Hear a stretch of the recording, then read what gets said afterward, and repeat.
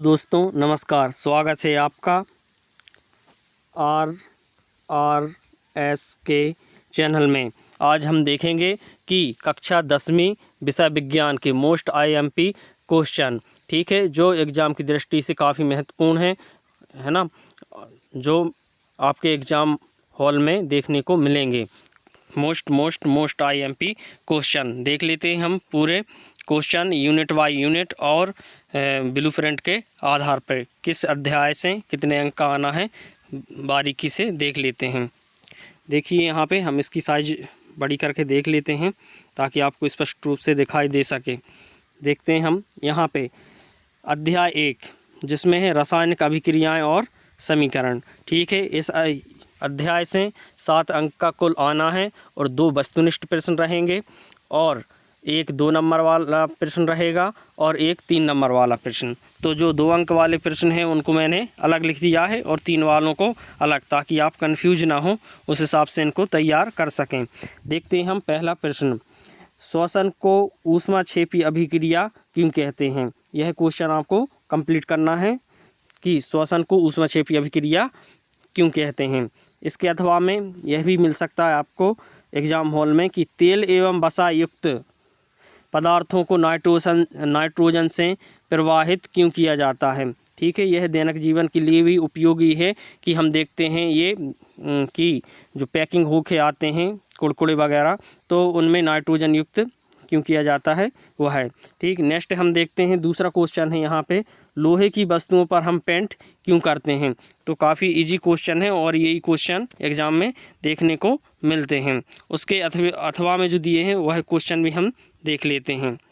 यहाँ देखें, अभिक्रियाओं को उदाहरण सहित समझाइए।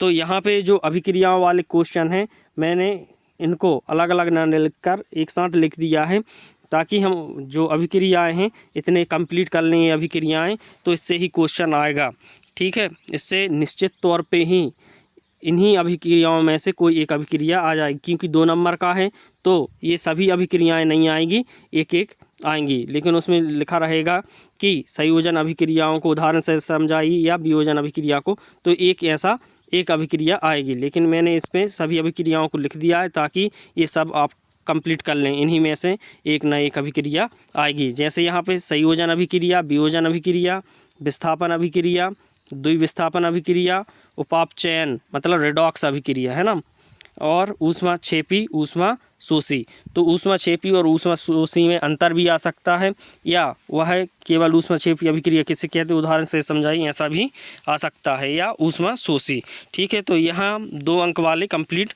होते हैं। अब देख लेते हैं हम 3 अंक वाले प्रश्न। ये रहे आपके 3 अंक वाले प्रश्न। निम्नलिखित पदों का वर्णन कीजिए तथा प्रत्येक का एक एक उदाहरण दीजिए। तो यहाँ पे ये वाला क्वेश्चन आ सकता है संक्षारण, ठीक है, और इनका उदाहरण भी देते हैं, या क्या आ सकता है विकृत गंधिता। तो ये भी आप कंप्लीट कर लें। और नीचे आप देख रहे हैं अथवा में दिया है निम्नलिखित समीकरण को संतुलित कीजिए। तो ये क्वेश्चन भी आता है जिसमें आपको समीकरण को संतुलित करना रहता है। ऐसे समीकरण दिए रहेंगे, जैसे ए में दिया है HNO3 plus Ca whole twice OH whole twice dash है CaNO3 होल्टॉइज 2 प्लस H2O। तो ये आपको समीकरण दिए रहेंगे, इनको संतुलित करना होगा। तो ये आ सकते हैं, कोई जब 3 अंक के हैं तो 3 भी आ सकते हैं और 4 भी। तो आपको यह कंप्लीट करना है। आप देख लेना, ये समीकरण स्पष्ट रूप से स्क्रीन पे दिखाई दे रहे हैं, ठीक है, BCD, इनको आप कंप्लीट कर लें। और देखते हैं हम 3 अंक वाले और प्रश्न कितने हैं। बस मैंने कम ही प्रश्न उठाए हैं। आप देख रहे हैं कि हमने पहले क्वेश्चन 2 अंक वाले में भी 2 क्वेश्चन लिए थे, इसमें भी ये दूसरा क्वेश्चन स्टार्ट हुआ है 3 अंक वाला। निम्नलिखित अभिक्रियाओं के लिए संतुलित रासायनिक समीकरण लिखिए। तो यहाँ पे आपको संतुलित रासायनिक समीकरण लिखना है। ऐसा वो दे देते हैं, जैसे calcium hydroxide plus carbon dioxide, है ना, और यहाँ पे जो बनने वाला है वो क्या है, कैल्शियम कार्बोनेट प्लस जल बाहर निकलता है। तो ये दे देते हैं और इसमें आपको रासायनिक समीकरण लिखने के लिए बोला जाता है। तो ये भी कर लेना आप BCD, ठीक। इसके अथवा में देखते हैं क्या है क्वेश्चन। ये समीकरण मैं पूरा नहीं पढ़ रहा हूँ, आप देख लेना, इनको लिख लेना, है ना। जैसे ये लास्ट में डी वाला दिया है, barium chloride plus potassium sulphate, इससे बनता है barium sulphate plus potassium chloride, ठीक है। अथवा हम देख लेते हैं हम क्या है क्वेश्चन, निम्न में से कौन सा भौतिक परिवर्तन तथा कौन सा रासायनिक परिवर्तन है, इसको भी हम देख लेते हैं। तो भौतिक परिवर्तन और रासायनिक परिवर्तन वह पूछते हैं पहचानने के लिए। जैसे इसमें दिया है पेट्रोलियम का वाष्पीकरण, बी में दिया है एलपीजी का दहन, और सी में दिया है दूध का दही जमना, और डी में दिया है किसी लोहे की छड़ को रक्त तप्त करना। रक्त तप्त मतलब बिल्कुल इतना गर्म कर देते हैं कि लाल वो रक्त जैसे लाल हो जाता है लोहा, है ना। और ई में दिया है ठोस अमोनियम क्लोराइड का ऊर्ध्वपातन, ठीक। तो यह देख लेंगे आप। नेक्स्ट हम देख लेते हैं, और ये आपका अध्याय 1 जो है वह यहाँ कंप्लीट होता है। अब हम देखते हैं अध्याय 2।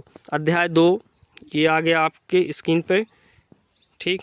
इसको हम देख लेते हैं अध्याय 2 को। यहाँ अध्याय 2 जिसमें दिया है अम्ल, क्षारक एवं लवण, इसमें भी कुल अंक 6 अंक का आना है ना। जिसमें 2 वस्तुनिष्ठ रहेंगे और 4 अंक वाले प्रश्न 1 रहेगा।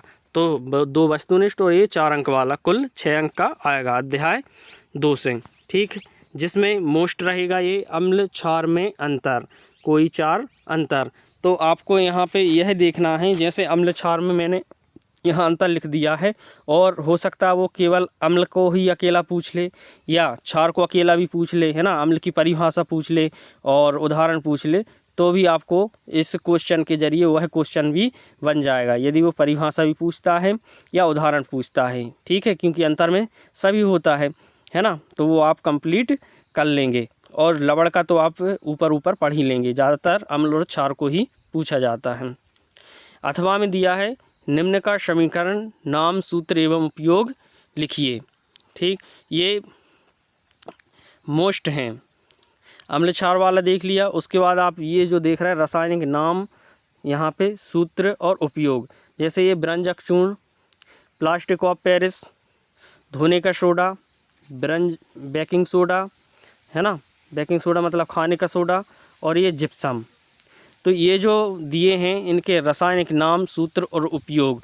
तो कई बार वो उपयोग अकेला पूछ लेता है ना, या ये तीनों चीज़ भी पूछ लेता है, सूत्र और उपयोग भी पूछ सकता है, ठीक। तो ये आपको 5 के कंप्लीट करना है। इनमें से एक ना एक आपको या 2, है ना, मिल जाएंगे जो 4 नंबर के रहेंगे। ये 5 तो एक साथ नहीं आते हैं, लेकिन ये आपको इतने कंप्लीट करने हैं। तो ये अध्याय 2 का पहला क्वेश्चन यहाँ एंड होता है। दूसरा क्वेश्चन देख लेते हैं। ये रहा आपका स्क्रीन पर दूसरा क्वेश्चन। दूसरा क्वेश्चन यह देखिए, इसमें लिखा है क्वेश्चन दूसरे में, प्लास्टिक ऑफ पेरिस का रासायनिक समीकरण दीजिए, इसे आर्द्ररोधी बर्तन में क्यों रखा जाना चाहिए, इसकी व्याख्या कीजिए। क्योंकि यह 4 नंबर का आना है इस यूनिट से, है ना। तो बड़ा ही आएगा, बड़ा आंसर वाला क्वेश्चन आएगा। तो ये व्याख्या वाले क्वेश्चन रहेंगे इसमें, तो ये आपको कंप्लीट करना है प्लास्टिक ऑफ पेरिस वाला। अथवा में देखें दैनिक जीवन में पीएच का महत्व, यह जो है दैनिक जीवन में पीएच का महत्व मोस्ट है ना। क्योंकि आपको पता भी रहना चाहिए कि हम दैनिक जीवन में पीएच का क्या कर सकते हैं, है ना, क्या काम का है हमारा, ये देख लेंगे। नेक्स्ट आप क्वेश्चन तीसरा देख रहे हैं, उदासीनीकरण अभिक्रिया क्या है, 2 उदाहरण दीजिए, ठीक। ये भी आ सकता है। और अथवा में देखें आप तो धातुओं के साथ अम्ल की अभिक्रिया होने पर सामान्यतः कौन सी गैस निकलती है, एक उदाहरण के द्वारा समझाइए, इस गैस की उपस्थिति की जांच आप कैसे करेंगे।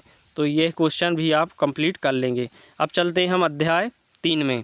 अध्याय 3 है जो, उससे कुल 5 अंक का आना है।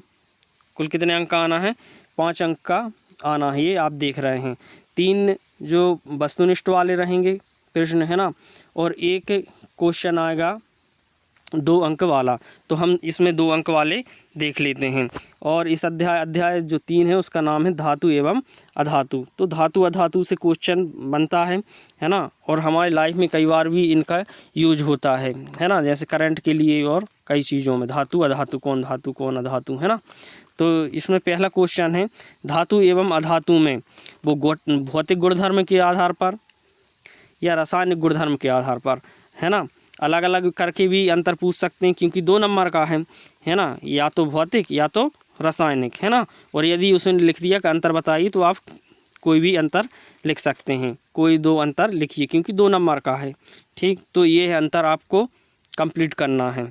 और इसमें यदि धातु क्या होते हैं अधातु क्या होते हैं, तो अंतर के जरिए आप वो भी बता पाएंगे और धातु और अधातु के उदाहरण भी बता सकते हैं। अथवा में देखें, लोहे को जंग से बचाने के लिए 2 तरीके बताइए। तो लोहे से को जंग से बचाने के 2 तरीके जो हैं बिल्कुल ईजी है, मैंने क्लास में बताया है आपको, तो ये भी आप बता देंगे कि आप कैसे जंग से बचाएंगे। नेक्स्ट जो क्वेश्चन है दूसरा, निम्नलिखित को समझाइए। तो यहाँ भी जैसे ये भर्जन है, निस्तापन है, यसदलेपन है, सक्रियता श्रेणी है और ये अमलगम है। ठीक, तो ये 5 कभी एक साथ नहीं आएंगे, क्योंकि 2 नंबर का क्वेश्चन है ना। लेकिन मैंने ऐसा लिख दिया है कि निम्नलिखित को समझाइए। उसमें हो सकता है वो भर्जन अकेला दे दें, पूछ लें कि भर्जन को निम्नलिखित में भर्जन को समझाइए, या वो निष्पादन को दे दें या यसदलेपन को। और ज़्यादातर सक्रियता श्रेणी भी अभी आने लगी है ना। तो ये क्वेश्चन एक आ जाएगा कि सक्रियता श्रेणी को समझाइए या अमलगम को समझाइए। तो ये 5 तो एक साथ नहीं आएंगे, लेकिन ये आप 5 को कंप्लीट करेंगे, इन्हीं में से कोई ना कोई वो ज़रूर देंगे, है ना। तो ये मोस्ट रहेगा, आपको इनमें से एक ना एक बिल्कुल आएगा ही। अब हम देख लेते हैं आगे। और अथवा में क्वेश्चन, अथवा में है निम्न पदों की परिभाषा दीजिए। ये तो यह भी क्वेश्चन आता है, खनिज क्या होते हैं, अयस्क क्या होते हैं, गैंग क्या होती है या ध्वनिक क्या है। तो इससे भी क्वेश्चन आ जाता है। ठीक है, तो ये आप कंप्लीट कर लेंगे। ये जो क्वेश्चन दिए जा रहे हैं इन्हीं में से आपको एग्ज़ाम हॉल में देखने को मिलेंगे, या तो अथवा में मिल जाएंगी या सेम वही का वही क्वेश्चन मिल जाएगा, है ना। तो ये मैंने क्वेश्चन थोड़े से बनाए हैं, जैसे यहाँ पे निम्नलिखित पदों की परिभाषा दीजिए खनिज, है ना। तो उसमें ऐसा आ सकता है खनिज क्या है, तो आपको वहाँ कंफ्यूज नहीं होना है ना, कि खनिज पूछा है और ये सर ने नहीं बताया है कि ये, है ना। तो ये अकेला भी आ सकता है या इसका अकेला भी आ सकता है। ठीक है, ये मैंने आपको बताए हैं, तो इसमें आप देख लेना, इन्हीं में से क्वेश्चन आएंगे। नेक्स्ट हम देख लेते हैं, सोडियम को केरोसिन में डुबोकर क्यों रखा जाता है ना। तो सभी को पता होगा सोडियम को केरोसिन में डुबोकर क्यों रखा जाता है, क्योंकि मैं जानता हूँ आप सभी की तैयारी अच्छी चल रही है। अथवा में देख लेते हैं हम क्या है, ऐसी धातु का उदाहरण दीजिए जो, है ना। तो ये क्वेश्चन ऐसा भी बनता है कि ऐसी धातु का उदाहरण दीजिए जो कमरे के ताप पर द्रव होती है। तो ये जो क्वेश्चन है यह कई बार वस्तुनिष्ठ में भी पूछ लेता है, कमरे के ताप पर द्रव अवस्था में पाई जाने वाली धातु, है ना। तो वहाँ भी आ सकता है और यहाँ भी वो पूछ सकते हैं, ऐसी धातुओं का उदाहरण दीजिए जो, है ना। और एक यहाँ है, चाकू से आसानी से काटी जा सकती है, ये भी। और एक यहाँ हो जाएगा, ऊष्मा की सबसे अच्छी चालक होती है, ये भी पूछ सकते हैं धातु। और नेक्स्ट ये है कि ऊष्मा की कुचालक होती है। ठीक, तो ये रहा आपका अध्याय 3 यहाँ कंप्लीट होता है। अध्याय 3 यहाँ कंप्लीट, अध्याय 2 के बाद ये 3 भी यहाँ कंप्लीट हो गया है। नेक्स्ट हम देख लेते हैं अध्याय 4। ये रहा आपका अध्याय 4। कुल 6 अंक का इस अध्याय से आना है ना, 6 अंक का आना है, इसीलिए मैंने रेड से लिख दिया ताकि आप आसानी से देख पाएँ। जो अध्याय है उसका नाम है कार्बन एवं उनके यौगिक। ठीक है, क्या रहेगा, कार्बन एवं उनके यौगिक। तो इस अध्याय से 2 अंक वाले प्रश्न हम देख लेते हैं। 2 अंक वाले जो प्रश्न हैं वह यह रहेगा। क्वेश्चन पहला है, जैसे संतृप्त एवं असंतृप्त हाइड्रोकार्बन क्या होते हैं। ठीक है, तो तो यहाँ पे पूछ सकते हैं कि संतृप्त हाइड्रोकार्बन क्या हैं या असंतृप्त, या इनमें अंतर भी आ सकता है। और आप यहाँ अथवा में देखना, अथवा में लिखा है निम्नलिखित को समझाइए। ठीक, निम्नलिखित को समझाइए।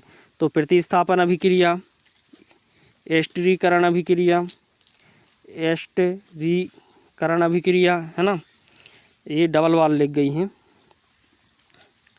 और यहाँ पे देखना डी में दिया है सावनीकरण या किण्वन या हाइड्रोजनीकरण। तो 2 अंक का यदि इसमें आना है तो कोई एक अभिक्रिया वो पूछ लेंगे, है ना। तो मैंने इनको एक साथ लिख दिया है। इतनी अभिक्रियाओं को आपको कंप्लीट करना है। इन्हीं अभिक्रियाओं में से आपको एक न एक एग्ज़ाम हॉल में ज़रूर मिलेगी। तो दूसरा क्वेश्चन देख लेते हैं। CO2 व CH4 की इलेक्ट्रॉन बिंदु संरचना बनाइए, ये दूसरा। और अथवा में इसी का जाएगा कठोर जल में साबुन से उपचारित करने पर झाग के रूप में किया जाता है ना। तो यह भी आ जाएगा। और हमने इस अध्याय में देखा है कि कुल 6 अंक का आना है। एक 2 नंबर वाला क्वेश्चन है और एक 4 अंक वाला। तो 2 नंबर वाले हमने क्वेश्चन देख लिए हैं। अब हम 4 अंक वाले देख लेते हैं। 4 अंक वाले यहाँ क्वेश्चन पहला है, साबुन और अपमार्जक में अंतर लिखिए। साबुन और अपमार्जक में अंतर पूछ सकता है। और यदि वो चाहेगा तो ऐसा भी पूछ सकता है, साबुन क्या है इसके उदाहरण दीजिए, या अपमार्जक क्या है इसके उदाहरण दीजिए। तो आपको यहाँ कन्फ्यूज नहीं होना है। अंतर कर लिया है मतलब वह है पूरा कंप्लीट। ठीक, अथवा में देखें, निम्न की इलेक्ट्रॉन बिंदु संरचना बनाइए, है ना। तो इलेक्ट्रॉन बिंदु संरचना बनाना है आपको। ये पहला है CH4, दूसरा है CO2 इनकी, और एक ये देख सकता है आ और एक बा बना के, क्योंकि 4 अंक का है तो बा में ये देख सकता है कि निम्न की संरचनाएं चित्रित कीजिए। जैसे पहला एथेनोइक अम्ल और दूसरा है ब्रोमोपेंटेन, ये हो जाएगा। और यहाँ क्वेश्चन दूसरा भी देख लेते हैं हम 4 अंक वाला। प्रथम 4 हाइड्रोकार्बनों के नाम, सूत्र एवं संरचना सूत्र लिखिए। तो यह क्वेश्चन आ सकता है कि प्रथम जो 4 हैं हाइड्रोकार्बनों के नाम, सूत्र और संरचना। नेक्स्ट हम अथवा में देखते हैं, भौतिक एवं रासायनिक गुणधर्मों के आधार पर एथेनोइक एवं एथेनाइक अम्ल में आप कैसे अंतर करेंगे। तो यहाँ पे ऐसा भी पूछ सकता है कि एथेनोइक, है ना, एथेनॉल एवं एथेनाइक, इनमें अंतर पूछ सकता है। तो वो यदि भौतिक और रासायनिक के आधार पूछता है तो वैसा भी बता देंगे। भौतिक अकेले के आधार पर बताएगा तब भी बता देंगे, रासायनिक आधार पे अकेला पूछे तब भी बता देंगे, या वो डायरेक्ट पूछ ले कि एथेनॉल और एथेनाइक में अंतर, तब भी आप बता पाएंगे। तो इसको आप कंप्लीट कर लेंगे। नेक्स्ट हम देखते हैं अध्याय 6। यहाँ अध्याय 6 स्टार्ट, क्योंकि अध्याय 5 जो है वह है आपकी MP बोर्ड में ऐसा है कि उससे नहीं आएगा, उसमें ब्लूप्रिंट में भी है और जो सिलेबस है उसमें बता दिया गया है कि अध्याय 5 नहीं आएगा। तो उसको इसलिए मैंने छोड़ दिया है, उसको हम एग्ज़ाम की दृष्टि से नहीं देखेंगे, है ना, क्योंकि जब उससे आएगा नहीं। तो इसीलिए मैंने यहाँ पे डायरेक्ट अध्याय 6 स्टार्ट कर दिया है। अध्याय 6 जिसमें जैव प्रक्रम रहेंगे, जैव प्रक्रम, और कुल 8 अंक का आना है। मतलब ये सबसे ज़्यादा अंक का आने वाला है इस अध्याय से, है ना, 8 अंक का। 2 अंक जो रहेंगे वस्तुनिष्ठ के रहेंगे और 2 अंक वाला एक प्रश्न ये रहेगा। तो यह देख लेते हैं हम क्या है। क्वेश्चन पहला है, स्वपोषी पोषण एवं विषमपोषी पोषण में अंतर। 2 अंक वाला यहाँ पे स्वपोषी पोषण और विषमपोषी में अंतर। और मैंने अंतर वालों को बार बार ये बताया है आपको कि या तो अंतर में पूछ ले या वो अकेला भी पूछ सकता है स्वयंपोषी पोषण क्या है ना, इसके उदाहरण दीजिए, तब भी आप इसको कर पाएंगे। और अथवा में दिया है जाइलम एवं फ्लोएम में अंतर। तो यह भी पूछ सकता है कि जाइलम के कार्य बताइए, या वो यह ऐसा भी पूछ सकता है कि फ्लोएम के कार्य बताइए, क्योंकि 2 अंक का है, छोटा क्वेश्चन रहेगा, या जाइलम या फ्लोएम में अंतर। तो उसको भी आप पूरा कंप्लीट कर लेंगे, वह कैसे भी पूछे आपको घूमना नहीं है। ठीक है, क्वेश्चन दूसरा देख लेते हैं, हमारे अमाशय में अम्ल की भूमिका क्या है। पाचक एंजाइमों का क्या अर्थ है। है ना। या तो वो ये पूछ सकता है कि हमारे आमाशय में अम्ल की क्या भूमिका है, या ऐसा भी पूछ सकता है कि पाचक एंजाइमों का क्या अर्थ है। अथवा हम देखते हैं क्या है, मनुष्य में ऑक्सीजन तथा कार्बन डाइऑक्साइड का परिवहन कैसे होता है। अथवा हम ये क्वेश्चन भी आ सकता है कि मनुष्य में ऑक्सीजन एवं कार्बन डाइऑक्साइड का परिवहन कैसे होता है। अब हम देख लेते हैं 4 अंक वाले प्रश्न। अध्याय 6 से जो 4 अंक वाले प्रश्न हैं उनको देख लेते हैं। यहाँ 2 ही क्वेश्चन लिखे हैं मैंने, और इन्हीं में से आपके एग्ज़ाम हॉल में एक न एक देखने को मिल जाएगा, ठीक है, अथवा में या मेन क्वेश्चन के रूप में। तो 4 अंक वाले देख लेते हैं। पहला प्रश्न, निम्नलिखित में अंतर बताइए। जैसे पहला दिया है इसमें, वायवीय तथा अवायवीय श्वसन में अंतर। तो ये अंतर वाले जो क्वेश्चन हैं आपको कंप्लीट करना ही है, क्योंकि इनमें नंबर भी कम ही कटते हैं और पॉइंट टू पॉइंट लिखने रहते हैं। जितने पॉइंट लिखते हैं, जैसे 4 अंक का है, 4 यदि पॉइंट आप सही लिख देते हैं तो पूरे 4 नंबर मिल जाते हैं, और इनको याद करना भी सरल होता है। जैसे ये वायवीय श्वसन का कर लोगे, इसका जस्ट अपोजिट आप अवायवीय श्वसन का लिख लोगे, है ना। ऐसा ही लसिका एवं रक्त में अंतर और धमनी एवं सिरा में अंतर, ये मोस्ट है ना। धमनी सिरा में अंतर ज़्यादातर पूछा जाता है, तो ये क्वेश्चन अंतर वाले रहेंगे। तो इन तीनों में से कोई ना कोई एक आपको एग्ज़ाम हॉल में देखने को मिलेगा, ठीक है। तो ये कंप्लीट कर लेंगे। क्वेश्चन दूसरा अब हम देख लेते हैं, नामांकित चित्र बनाइए। तो यदि आपको अंतर वाला नहीं करना है और नामांकन चित्र वाले करने हैं ना, लेकिन आपको इतने क्वेश्चन तो कंप्लीट करने ही हैं, क्योंकि अथवा में आपको इन्हीं में से क्वेश्चन मिल जाएंगे, ठीक। इनको पूर्ण रूप से आप कंप्लीट कर लें। तो नामांकन चित्र वाला जैसे पाचक तंत्र, मानव उत्सर्जन तंत्र, या वृक्क की अंतः संरचना मतलब नेफ्रॉन की, है ना। तो ये हो जाएगा। और ये मनुष्य के हृदय की आंतरिक संरचना, तो ये अंतर ये है नामांकन चित्र वाले। तो क्योंकि 4 नंबर का क्वेश्चन है, तो ये जो 4 दिए है, पाचक तंत्र, मानव उत्सर्जन तंत्र, वृक्क की अंतः संरचना नेफ्रॉन, और मनुष्य के हृदय की आंतरिक संरचना, तो इन्हीं में से आपको एक डायग्राम बनाने के लिए आ जाएगा। तो ये 4 अंक वाले भी यहाँ कंप्लीट होते हैं। अब हम चलते हैं नेक्स्ट अध्याय में। ये आ गए हम अध्याय 7। यहाँ पे हम देख लेते हैं 6 वहाँ अध्याय कंप्लीट हो चुका है। अब ये अध्याय 7 है, वह देख लेते हैं। अध्याय 7 में दिया है नियंत्रण एवं समन्वय, और इस अध्याय से 6 अंक का आना है कुल, है ना। कितना आना है? 6 अंक का, और जिसमें 3 अंक जो हैं वस्तुनिष्ठ के रहेंगे। तो यहाँ पे आपको ये 3 अंक वाले जो वस्तुनिष्ठ हैं वह कंप्लीट कर लेने हैं। अब हम देख लेते हैं 3 अंक वाले प्रश्न। प्रश्न पहला है, सूत्र युग्मन किसे कहते हैं, है ना। या इसके अथवा में देखें तो, पौधों में पाए जाने वाले हार्मोनों के नाम तथा प्रत्येक के कार्य लिखिए। क्योंकि 3 अंक वाला है, तो ये जो क्वेश्चन है आपको कंप्लीट करना है, हार्मोन के नाम और प्रत्येक के कार्य। जैसे ऑक्सिन, साइटोकाइनिन, जिबरेलिन और वृद्धि रोधक, तो ये आपको कंप्लीट करना है ना। और 3 अंक का है, तो हो सकता है वो साइटोकाइनिन और जिबरेलिन दोनों पूछ ले, है ना, या ये चारों, तो आपको ये कंप्लीट करने हैं चारों। नेक्स्ट क्वेश्चन जो दूसरा है वह देख लेते हैं, तंत्रिका कोशिका मतलब न्यूरॉन की संरचना का नामांकन चित्र। तो ये अक्सर आता रहता है एग्जाम में, तो इसको मोस्टली आप तैयार कर लें, है ना। तंत्रिका कोशिका मतलब न्यूरॉन की का नामांकन चित्र, ठीक। तो ये कंप्लीट कर लेंगे, या उसी में प्रतिवर्ती चाप ये भी आ सकता है।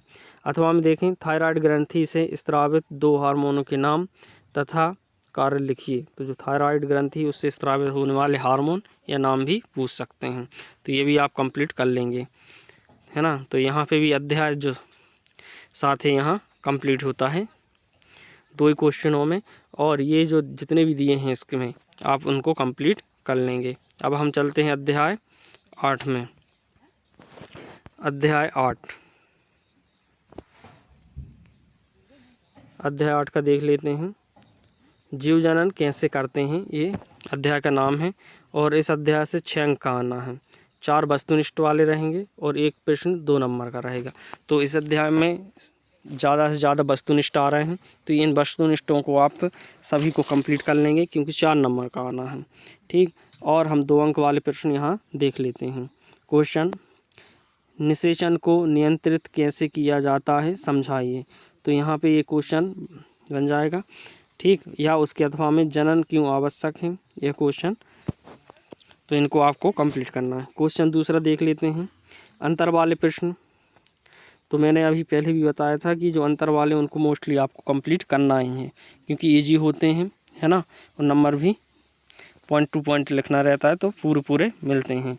तो अंतर वाले ये प्रश्न देखें, द्विखंडन और बहुविखंडन में अंतर, या तो फिर वो पूछ ले द्विखंडन क्या है, उदाहरण दीजिए, है ना, ऐसा अकेला भी पूछ सकता है, तब भी आपको कन्फ्यूज ना होती हुई उसको लिखना है। और ये दूसरा मैंने दिया है जैसे अलैंगिक प्रजनन एवं लैंगिक प्रजनन में अंतर, और यदि वो पूछ ले कि अलैंगिक प्रजनन क्या है तब भी आपको उसका आंसर बनना चाहिए। ठीक है, तो आप ऐसा पढ़ें कि उसमें परिभाषा भी दे पाएँ, तो ये अंतर भी कंप्लीट हो जाएगा और परिभाषा। ऐसे ही इसमें देख लें, स्वपरागण और परपरागण में अंतर, है ना, या क्वेश्चन ऐसा भी बन जाता है कि परागण से क्या समझते हो, है ना। मैं अंतर वालों में बताते जा रहा हूँ कि अंतर पूछें या वो केवल एक ही को पूछ लें तब भी आपसे बनना चाहिए। अथवा हम देख लेते हैं, एक पुष्प की लंबवत काट का नामांकन चित्र बनाइए। ठीक, तो ये भी आपको कंप्लीट करना है। नेक्स्ट हम देखते हैं अध्याय क्वेश्चन नंबर 3, कायिक प्रबंधन क्या है, और अथवा में दिया है एक लिंगी पुष्प को परिभाषित कीजिए। ठीक, और देख लेते हैं क्या है इसमें। अब अध्याय 9 स्टार्ट होता है, तो ये कायिक प्रबंधन वाला और एक लिंगी पुष्प वाला भी आप कंप्लीट कर लेंगे। अध्याय 9 का हम देख लेते हैं, बस कुछ ही अध्याय बचे हैं और ये कंप्लीट होते हैं मोस्ट IMP क्वेश्चन की सीरीज। देखते हैं हम अध्याय 9।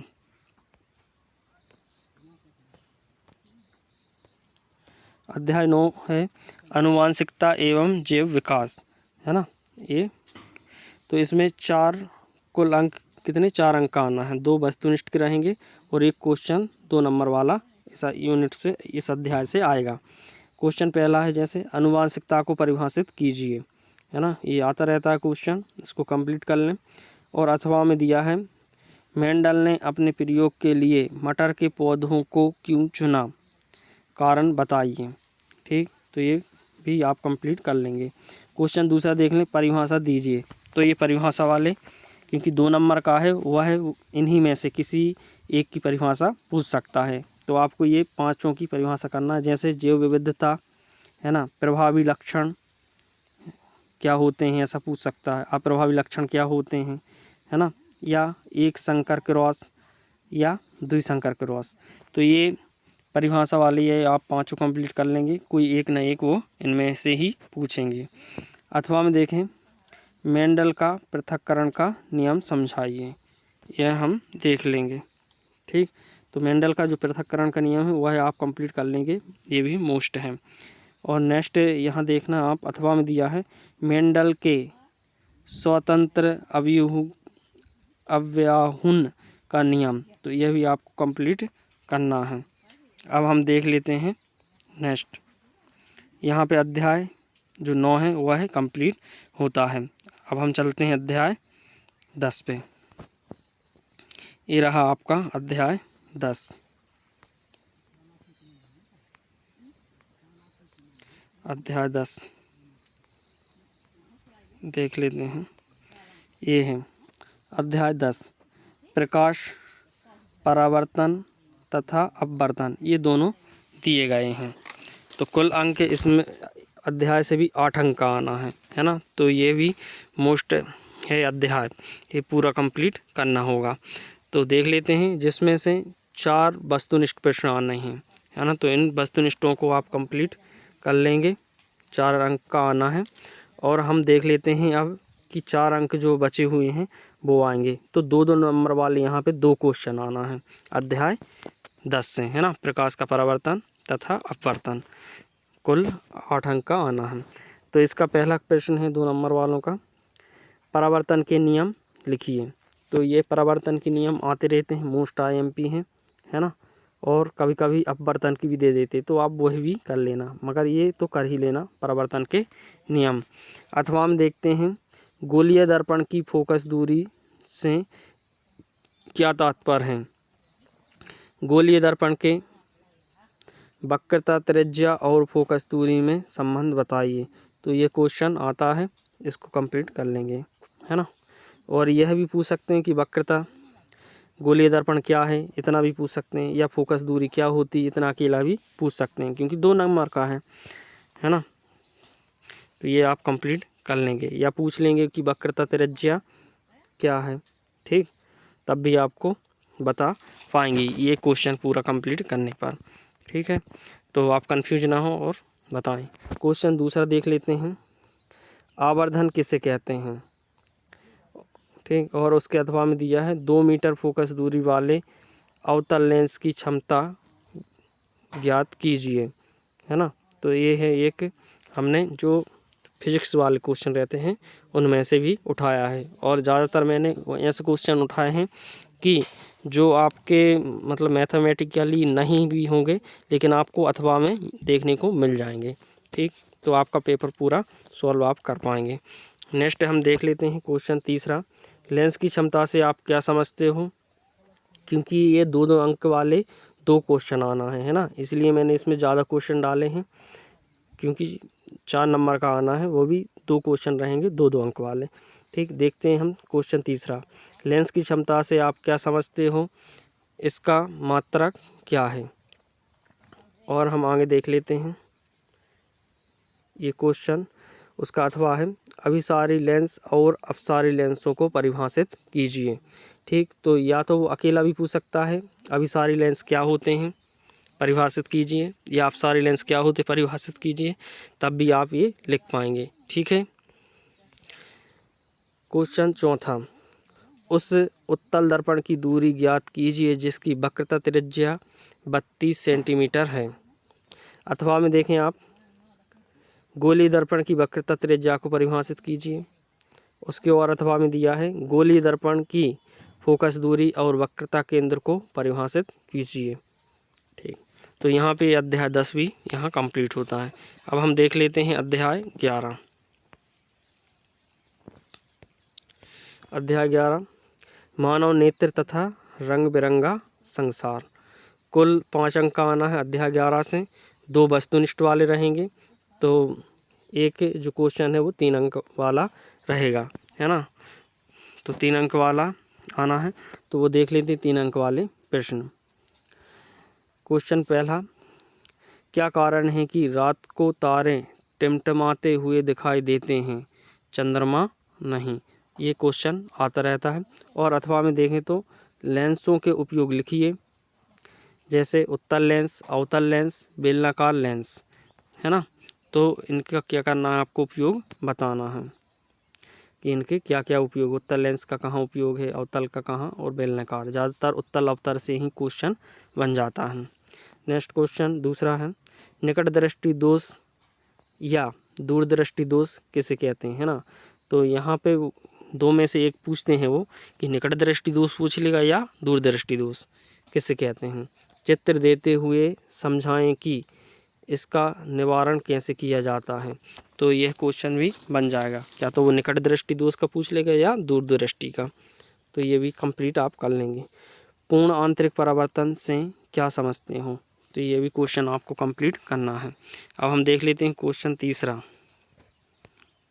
ये रहा क्वेश्चन तीसरा, प्रिज्म से श्वेत प्रकाश किरण के विक्षेपण को चित्र द्वारा समझाएं तथा पर्दे पर प्राप्त होने वाली विभिन्न रंगों की किरणों की स्थिति प्रदर्शित कीजिए। ये क्वेश्चन ये है। और अथवा में दिया है मानव नेत्र का नामांकन चित्र। तो ये मानव नेत्र का जो नामांकन चित्र है ये मोस्टली आप कर लेंगे, और ये ऊपर वाला भी कर लेंगे। अब हम चलते हैं नेक्स्ट अध्याय में, यहाँ अध्याय 12। अब हम देखेंगे अध्याय 12, ठीक। अध्याय 11 तक हमने कर लिए हैं। अध्याय 12 में दिया है विद्युत है, और इस अध्याय से भी कुल 5 अंक का आना है। 3 अंक का जो रहेगा वस्तुनिष्ठ से रहेगा, और एक क्वेश्चन जो है ये 2 अंक वाला रहेगा। तो 2 अंक वाले प्रश्न देख लेते हैं। पहला ही क्वेश्चन दिया है ओम का नियम लिखिए। तो ये मोस्ट IMP है ओम का नियम, है ना, फेमस क्वेश्चन है, इसको आप कंप्लीट कर लेंगे। और अथवा में दिया है विद्युत लेपन किसे कहते हैं, ये भी कर लेंगे। क्वेश्चन दूसरा देखें इसका IMP, तो विशिष्ट प्रतिरोध किसे कहते हैं, है ना, ये कंप्लीट कर लेंगे आप। और अथवा में दिया है विद्युत प्रतिरोध को परिभाषित कीजिए। जैसे किसी चालक पर विद्युत प्रतिरोध किन किन कारकों पर निर्भर करता है।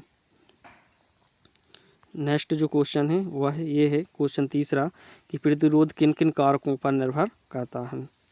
अथवा हम देख लेते हैं फ्यूज वायर किस प्रकार विद्युत उपकरणों को नष्ट होने से बचाता है। तो ये आप ज़रूर कर लें, क्योंकि आप देखते हैं कि जो फ्यूज वायर है वो विद्युत उपकरणों को नष्ट होने से कैसे बचाता है, आपको ये मालूम होना चाहिए। अध्याय 13, ठीक, अध्याय 13 देख लेते हैं हम। अध्याय 13 है विद्युत धारा की चुंबकीय प्रभाव। तो इस अध्याय से कुल 6 अंक का आना है, जिसमें से 2 अंक के वस्तुनिष्ठ रहेंगे और 2-2 नंबर वाले 2 क्वेश्चन रहेंगे यहाँ पे, ठीक। तो कुल हो जाएंगे 6 अंक। तो 2 अंक वाले जो प्रश्न हैं वो देख लेते हैं। क्वेश्चन पहला, विद्युत मोटर का क्या सिद्धांत है ना। तो विद्युत मोटर का सिद्धांत पूछ सकता है या नामांकन चित्र, है ना, क्योंकि 2 नंबर का है तो कोई एक चीज़ पूछेगा, क्या तो सिद्धांत या नामांकन चित्र। ऐसा ही विद्युत जनित्र का क्या सिद्धांत है, विद्युत जनित्र मतलब जनरेटर, और या इसका नामांकन चित्र, ठीक, ये पूछ सकता है। क्वेश्चन दूसरा देखें तो फ्लेमिंग के बाएं हाथ का नियम बताइए, ये कंप्लीट कर लेंगे। अथवा में है दक्षिण हस्त अंगुष्ठ नियम को चित्र सहित समझाइए। क्वेश्चन तीसरा देख लें, दिष्ट धारा एवं प्रतिवर्ती धारा में प्रमुख अंतर बताइए, है ना। तो ये अंतर पूछ सकता है, या तो यही बस भी पूछ सकता है कि दृष्ट धारा क्या होती है, या वह पूछ ले कि प्रत्यावर्ती धारा क्या होती है। तो आपको फिर भी बनना चाहिए, क्योंकि 2 नंबर का है, कोई एक चीज़ भी पूछ सकता है या अंतर भी पूछ सकता है, कोई 2, ठीक। तो इसको आप कंप्लीट कर लेंगे। नेक्स्ट देख लेते हैं, ये अथवा में दिया है विद्युत फ्यूज क्या है, इसका क्या उपयोग है। तो ये विद्युत फ्यूज वाला कंप्लीट करेंगे। क्वेश्चन चौथा, यहाँ मैंने क्वेश्चन इसलिए ज़्यादा लिए हैं 2 नंबर वाले, क्योंकि 2-2 नंबर के 2 क्वेश्चन आना है ना, तो 4 अंक हो जाएंगे, तो इसीलिए मैंने ज़्यादा क्वेश्चन यहाँ पे लिए हैं। तो क्वेश्चन चौथा है, ये देख लें, चुंबकीय क्षेत्र रेखाओं के कोई 3 गुण लिखिए, ये। और अथवा में क्या है, गैल्वेनोमीटर को परिभाषित कीजिए, ये हो जाएगा। क्वेश्चन 5वां देख लें, विद्युत चुंबकीय प्रेरण से संबंधित फैराडे के नियम लिखिए। तो ये फैराडे के नियम भी पूछते रहते हैं, इसको कंप्लीट कर लेंगे, है ना। और आपको ये सभी क्वेश्चन कंप्लीट करना है, क्योंकि मैंने कम से कम क्वेश्चन ही लिए हैं, और जो आपको एग्ज़ाम हॉल में अथवा या मेन क्वेश्चन के रूप में देखने को मिल जाएंगे। अथवा हम देखते हैं, हम किसी क्षण चुम्बक के चारों ओर चुंबकीय क्षेत्र रेखाएँ खींचिए। तो ये क्वेश्चन भी बन सकता है, आप इसको कंप्लीट कर लेंगे। अब हम नेक्स्ट क्वेश्चन देख लेते हैं। क्वेश्चन 6वां, ये इस अध्याय का अंतिम क्वेश्चन है, विद्युत धारा की चुंबकीय प्रभाव से क्या समझते हो, है ना। और अथवा में दिया है दिष्ट धारा के 3 स्रोत लिखिए। तो इनको आपको कंप्लीट करना है। अब हम चलते हैं नेक्स्ट अध्याय में,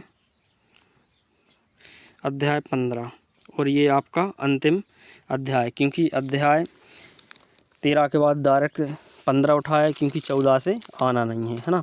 तो ये 15 और 16 से भी नहीं आना, तो 16 को मैंने नहीं लिया है ना। जिस अध्याय से आना है उन्हीं अध्यायों को मैंने यहाँ पे लिया है। तो ये हम देख लेते हैं अंतिम अध्याय 15 एग्ज़ाम की दृष्टि से। इसमें दिया है हमारा पर्यावरण, क्या दिया, हमारा पर्यावरण। काफ़ी इजी अध्याय ही है। कुल अंक इसमें 3 अंक का आना है, एक वस्तुनिष्ठ प्रश्न रहेगा और एक क्वेश्चन 2 अंक वाला रहेगा। तो 2 अंक वाले प्रश्न देखते हैं। क्वेश्चन पहला, जैव निम्नीकरण पदार्थ क्या होते हैं, उदाहरण दीजिए, है ना। तो ये जैव निम्नीकरण पदार्थ पूछ सकते हैं, उनके उदाहरण पूछ सकता है, या अजैव निम्नीकरण या उनके उदाहरण भी पूछ सकता है अलग, है ना। तो 2 में से एक क्वेश्चन आ जाएगा। अथवा में दिया है पारिस्थितिकी क्या है, पारिस्थितिकी तंत्र के प्रमुख घटक कौन कौन से हैं, ये भी आपको कंप्लीट करना है। ठीक, और क्वेश्चन दूसरा देखते हैं, उत्पादक है ना, तो वो उत्पादक किन्हें कहते हैं, उदाहरण दीजिए, इतना अकेला भी पूछ सकता है। या उपभोक्ता किन्हें कहते हैं, उदाहरण दीजिए। या अपघटक किन्हें कहते हैं, उदाहरण दीजिए, है ना। तो मैंने ये तीनों को एक साथ ले लिया है और आपको कोई एक पूछा जाएगा, या तो उत्पादक या उपभोक्ता या अपघटक किन्हें कहते हैं, उदाहरण दीजिए। ठीक, तो आपको ये कंप्लीट करना है। अथवा में देखें तो ये अथवा में खाद्य श्रृंखला व खाद्य जाल में अंतर, तो यह भी पूछ सकता है कि खाद्य श्रृंखला क्या है ना, अकेली भी पूछ सकता है, और खाद्य जाल को अलग भी पूछा जा सकता है या अंतर पूछा जा सकता है।